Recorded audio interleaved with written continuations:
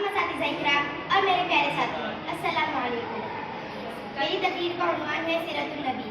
بسم اللہ الرحمن الرحیم۔ شروع کرتی ہوں اللہ کے نام سے جو بڑا مہربان اور نہایت رحم کرنے والا ہے۔ لگاتے ہیں نعرہ یہ ایمان والے، لگاتے ہیں نعرہ یہ ایمان والے، محمد ہمارے بڑی شان والے۔ ابتدائی شان محمد، ابتدائی کائنات سے پہلے ابھی مکین و مکان نہیں بنے، یہ دو جہاں نہیں بنے، اور اہل سماعت دیکھتے ہیں کہ جنت کے ماتھے پر محمد کا نام چمک رہا ہے۔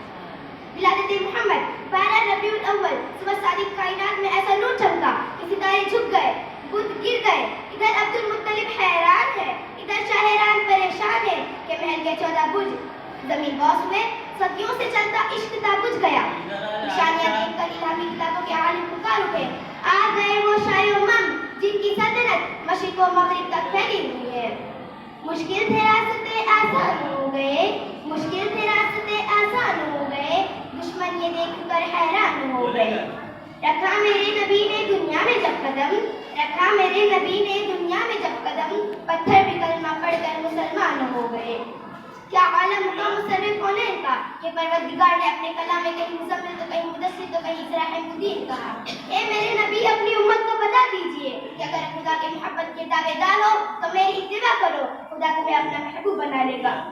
سبحان اللہ۔ وہی ختم النبیین جن کے نام کے بغیر کلمہ نامکمل ہے، اذان نامکمل ہے، حکایت نامکمل ہے، میں اس نبی سے محبت کیوں نہ کروں جن کی اطاعت کے بغیر میرا ایمان نامکمل ہے۔ اربابِ نظر کو کوئی ایسا نہ ملے گا، اربابِ نظر کو کوئی ایسا نہ ملے گا، بندہ تو مل جائے گا آقا نہ ملے گا۔